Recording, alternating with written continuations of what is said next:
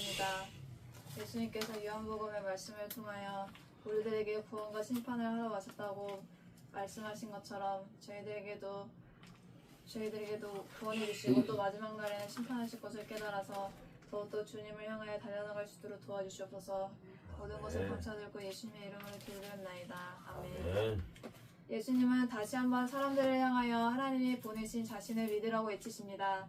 또한 자신은 세상의 심판이 아니라 구원을 위해서 왔기에 누구든지 아직 기회가 있다고 말씀하십니다.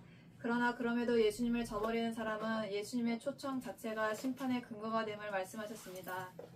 첫 번째, 예수께서 외쳐 이르시되. 본문은 요한복음에 기록된 대중을 향한 예수님의 마지막 설교입니다. 십자가의 죽음을 앞두신 예수님은 사람들을 향하여 안타까운 마음으로 목소리를 높여 그들의 믿음을 촉구하셨습니다. 예수님은 단순히 한두 번의 표적을 행하시고 그것을 믿을 사람은 믿고 믿지 않을 사람은 그만두라는 식으로 하지 않으셨습니다. 안타까운 마음으로 자신을 믿는 것이 하나님을 믿는 것임을 사람들에게 역설하셨습니다. 끝까지 유대인들을 설득하셨습니다. 복음을 전하는 자에게는 주님과 같은 안타까운 마음이 있어야 합니다. 복음 증거는 내용과 함께 간절한 마음이 있어야 합니다. 주님도 바울도 그러한 삶을 사셨기 때문입니다. 두 번째, 내가 온 것은 세상을 심판하려 함이 아니요 세상을 구원함이로다. 본서 3장 17절 말씀에 이어 예수님은 자신이 세상을 구원하시기 위한 메시아이심을 말씀하십니다. 구약에는 메시아가 구원과 심판 모두 행하시는 분으로 묘사되어 있습니다. 그러나 구원과 심판은 동시에 이루어지는 것이 아닙니다. 초림의 예수님은 그의 생명을 십자가에 희생하셔서 세상을 구원하시는 일을 하시며 세상 마지막 날에는 재림주로 오실 예수님은 세상을 심판하십니다. 본절에서 주님은 심지어 자신의 말을 듣고 지키지 않는 사람일지라도 심판하지 않겠다고 하셨습니다. 그러므로 마지막 심판 때까지 모든 사람에게 주님의 은혜가 열려있는 셈입니다. 주님이 우리를 구원하시려는 의지는 우리의 생각보다 훨씬 크고 강합니다.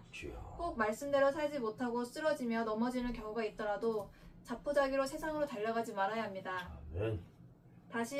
다시 주님의 구원의 은혜를 향해 발걸음을 옮겨야 합니다. 세 번째, 내가 한 그 말이 마지막 날에 그를 심판하리라. 예수님이 인간들을 향해서 말씀하신 구원의 초청은 마지막 날에 자신을 받아들이지 않는 사람들의 심판의 근거가 됩니다.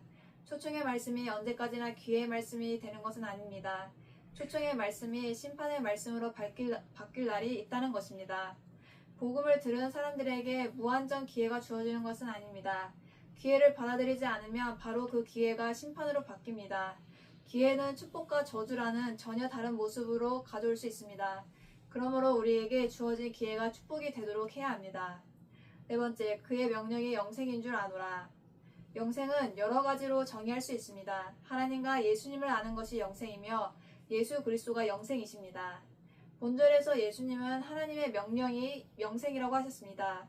즉 영생은 몸이 죽어서 얻는 것만이 아닙니다. 이 땅에서 예수님처럼 하나님의 말씀을 듣고 행하면 바로 그것이 영생이 되는 것입니다. 그래서 우리 모두는 영생의 삶을 살아야 합니다.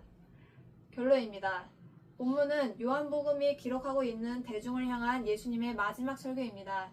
그런 만큼 주님의 안타까운 심정이 드러나 있습니다. 주님은 큰 소리로 외치시며 안타까운 마음으로 대중들에게 믿음을 촉구하셨습니다. 끝까지 그들을 포기하지 않으셨습니다. 그런 주님에게는 복음의 내용뿐만이 아니라 복음을 전하는 자의 간절한 사랑이 있었기 때문입니다.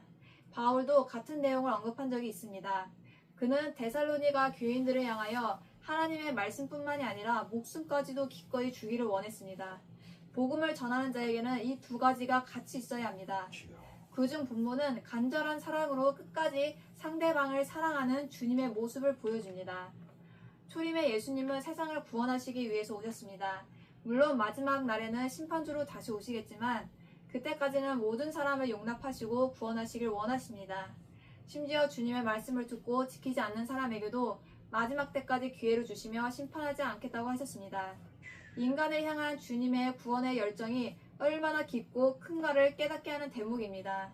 주님을 믿은 후에도 여전히 지적으로는 말씀에 동의하지만 삶이 따라주지 않는 경우가 있습니다.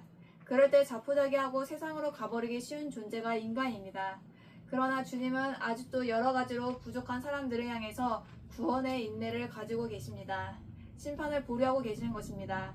그러므로 아직도 기회는 있습니다. 회개하고 온전히 주님께 돌아오기만 하면 됩니다. 아멘. 기도하겠습니다. 할렐루야. 하나님 아버지 감사합니다. 부족한 저희들을 끊임없이 사랑으로 구원하시려고 주님의 마음을 깨닫게 해주심을 감사드립니다. 아멘. 정말 예수님처럼 안타까운 마음을 가지고 또한 성도들을 구원받기 위하여 목숨을 내놓았던 예수님과 바울처럼 저희들의 사명을 끝까지 감당할 수 있도록 주님께서 도와주시옵소서. 주여. 아버지께서 우리를 구원하시고 심판하실 그날 때까지 믿음을 지킬 줄 믿사오며 거룩하시고 존귀하신 예수 그리스도의 이름으로 기도드렸나이다. 아멘. 아멘.